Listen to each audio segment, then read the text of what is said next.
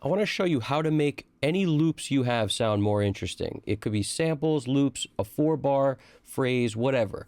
If you have to repeat that through the course of a song, you may want to give it more dynamics. And this is the easiest way to do it. Without further ado, let's show you. So we got this right here, this thing that says drums. This is a loop, and you could see where it's being looped. You see all the breaks in the file. So that's the same thing over and over again. Now, picture Chad Smith's hi-hat. If you're familiar with the Chili Peppers, you know what I'm talking about. He's got the most dynamic feel. I love the way he plays. There's such a swing and a character to his hi-hat. This comes from this constant shifting of dynamics, and that's what we're going to create here. The first step, you'll add something to this loop, you know, this track here with the loop on it. I like a Pro Q3, some kind of EQ. Doesn't matter what kind of EQ. Any will do, and even the stock stuff.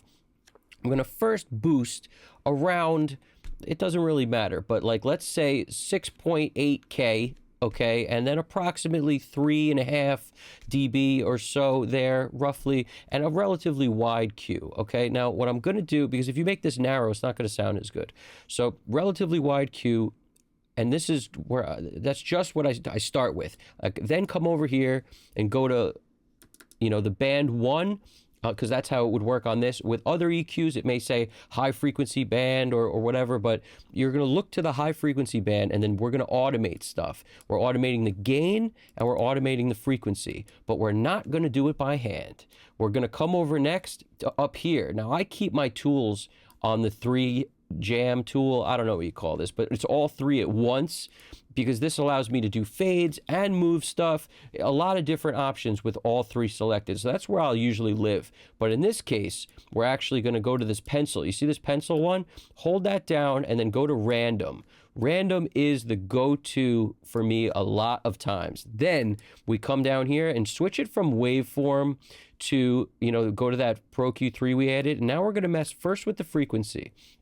Now, just by having the random tool on, when you click it wherever you want to mess with it, in our case, the drums are muted until here. So it doesn't really matter where I click this, but like I could click it here, but since they're muted, it's not going to do anything, right? So where the drums start playing, I'll click there. And then just by dragging this thing out, you notice how it randomizes what's happening. This will be different every time you drag it out. But I want you to pay attention to this. You see how it says 5 point whatever as I drag down to 3 point, you know, what they're showing you is 3.3K is now where it will, that's the lowest point it will get to. Because remember, we started around 6 point something. So if I were to drag it this way, you notice how it says 10 point, you know, 4K. That's the point is, it's good. That's the top of where the frequency will move to. So you just sort of don't want to move this too crazy, but given the instrument you're trying to move, that's going to determine where you'll set that frequency and how much you want it to move. Because every instrument has like a different,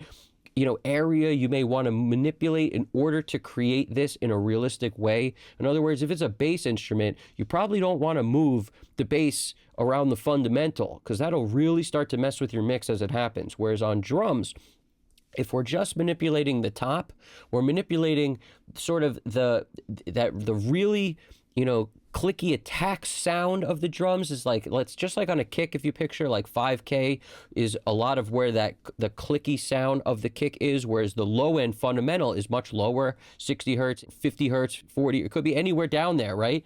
But the clicky sound is at the top. That's really where the smack of the drum is. And also the air above it. So in our case, let's say we want to just go from, you know, a little bit of manipulation down to around 5.1.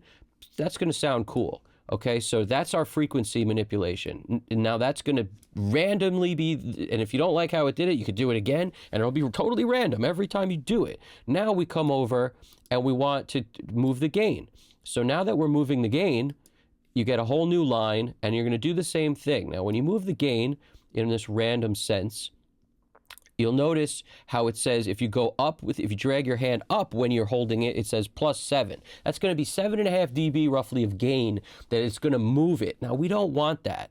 You want to keep this, I find, within like 1.5 to 2.5-ish. Otherwise, you really start feeling it too much. Even 2.5 maybe a little too much. Depends on the source, depends on exactly what instrument you're doing this on. But on drums, you want a few, like a 1 to 2 dB roughly works very well. And again, if you drag it down, it's going to lower the gain, and if whatever amount you set randomly. And then if you make it a little higher, it's going to raise it. So in our case, let's just keep it to 2.25, ish, just so you guys can really hear what's happening. Now, again, if you hear this too much, then it's too much. You should not be like, oh, I totally notice it. You should be saying to yourself, I barely notice it. I sort of notice it. It's kind of there. Most of the time, that's the answer. The answer is on a wide bus or this kind of thing or anything in parallel. If you can hear it so much when you all of a sudden you mute it and unmute it, it's probably too much. It's probably too intrusive. So make it where you kind of hear it. You should kind of hear it. It should add to the feel and the dynamics. Now, what I'm doing here is the Pro Q3. Also, I want you to keep in mind this, okay? Depending on where I click on this track, you notice how this is going to be moving now? You notice that?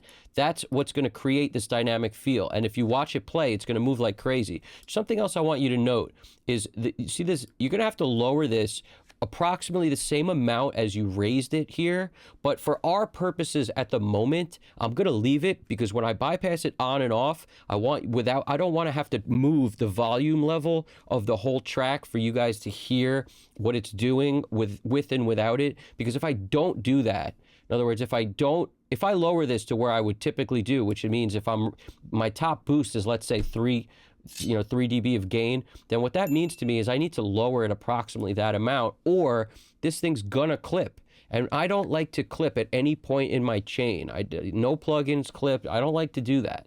So if I'm clipping, it's not on purpose, and I don't want it to happen, so I'm gonna try to avoid it. But for the purposes of our test right now, without me having to lower the volume of the track so you guys can really hear what it's doing, I'm gonna leave it basically at 0, just so we don't have to stress about moving the volume for you to hear a quick A and B. That's the only reason I'm doing that. But for your sake, when you're doing it, I want you to note where this is on the meter and make sure you're not clipping when you do it, okay? And then you can A and B it back and forth to make sure it's fine. Now, here we go. Right now, I'm going to turn it off. The other thing I have on this track, just for the sake of clipping, because of the way I'm doing it, I'm going to have a limiter on to catch any clips and peaks, but that's all this is doing, set to -0.1. It's really not doing anything. Let's just start her off. This is what it sounds like with everything bypassed. Check it out.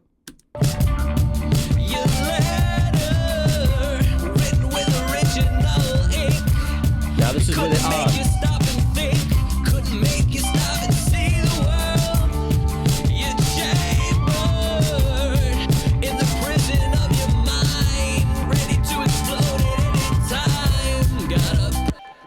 I clearly hear it. Now, I hope you guys can too. And like I said, it's the kind of thing where it's not huge, it's not crazy, but it's gonna be doing a lot, just like a hi-hat does in real time, in real life when somebody plays it. I'll give it to you again. Now, here we go. This is with it on. This is with it off. This is with it on.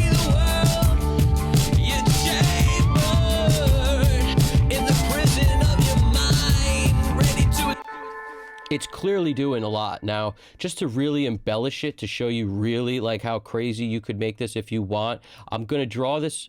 I'm basically going to undo what I did here and draw it again, okay? Let's just draw it super crazy so you really hear what it's doing, like out of control. Now, I know this is way too much, but this is for the purposes of really just hearing what it's doing, okay? That's the gain, and then we're going to come over here to the frequency, and we're going to do a similar thing. We're going to go a little nutty with it.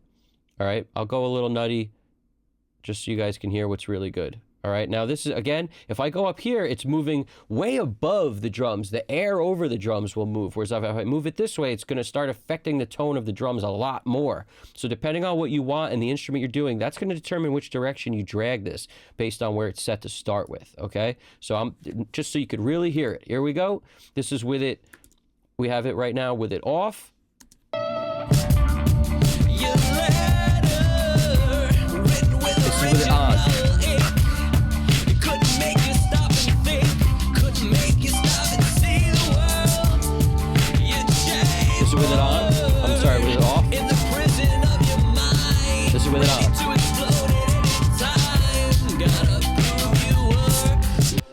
Now, I personally like it much better the other way when it's just subtle, but I just wanted you guys to really hear what it's doing. So in my opinion, when you're moving stuff like the frequency, you know, you can move it a little bit, but you don't want to move it so much, you know. And then same thing with the gain. You can move it a little bit, but you don't want to move it so much. So we come over here, we're going to manipulate the gain. And again, like I said, the sweet spot on drums, in my opinion, is under 3 dB, usually under 2.5.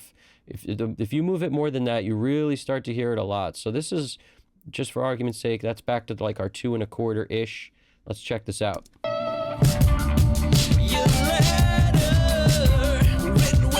Now, what I notice is the frequency is moving a little too much for me. So when I hear stuff like this, what I'm going to do is actually take this frequency jam and lower it even more. So let's just get rid of that. Let's go back to our pencil tool. Let's make the frequency manipulate the other direction. Let's go higher, because that'll just add to air over it and not sound as crazy, all right? So now let's check this out. And again, when I look at the gain, on what the gain's doing, that could also be absolutely interfering because I'm moving the gain a little too much at 2 1/4. But when you're dealing with the air above, it's probably not going to make so much difference. So let's check it first, and then we'll move it off if we need. Here we go. Yeah, the gain's manipulating it too much. When I hear that, it's too much for me. So I'm taking it, I just take that off. I'm going to take, we basically want to do it again. We're going to randomize this thing again. And we're going to randomize it from here. And here we go. Now what you'll notice is if you grab above where it is, it's telling you that it's like crazy. But what we want is the drums to be where they were before, and that line got lowered. So I noticed that it was right up here before, and then it's way down here. So that's why I was saying 6.5 dB of gain. Just be wary of that. You could totally tell how much it's moving just by looking at it, because as you zoom in, especially, you'll see how much it's actually moving. All right, so check this out. Listen one more time.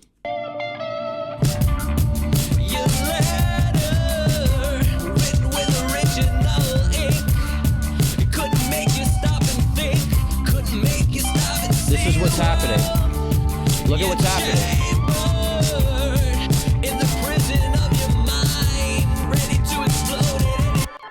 Now, like I said, we're clipping the meter like crazy because, you know, I'm not lowering this like I said I would, you know, in this typical situation. So let's just do that just so you'll hear what it sounds like without clipping the meter like crazy. So here we go.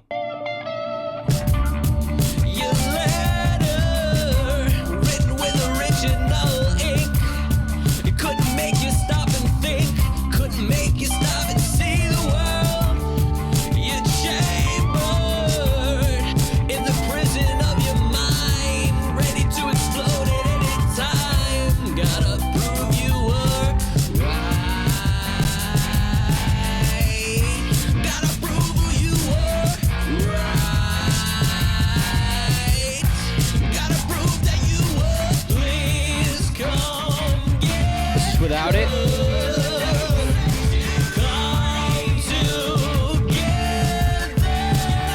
This is with it.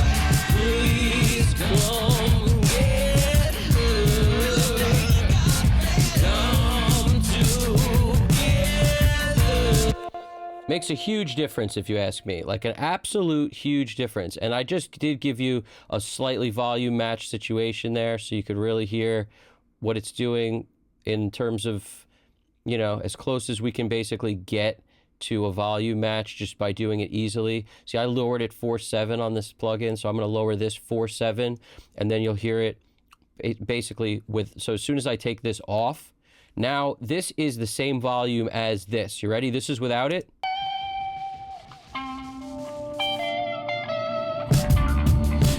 This is with it off. Now you ready? I'm going to flip it on. This is with it on.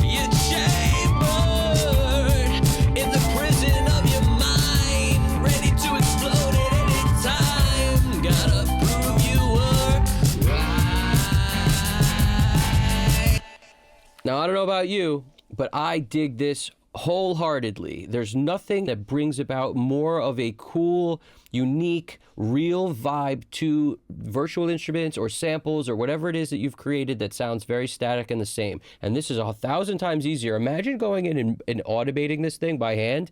You could do that too, but how much easier is it to use the random tool and get the same effect? So I hope you guys dug it. If you did, do me a favor, drop it in the comments section. Tell me how you feel about different things like this and maybe other tools you use to get similar results. Love to hear it. Hit the like button. If you haven't already, subscribe as well. Look forward to seeing you in the next one. This is Evan Jaffe, Custom Cut Studios. You guys got this. Take it easy.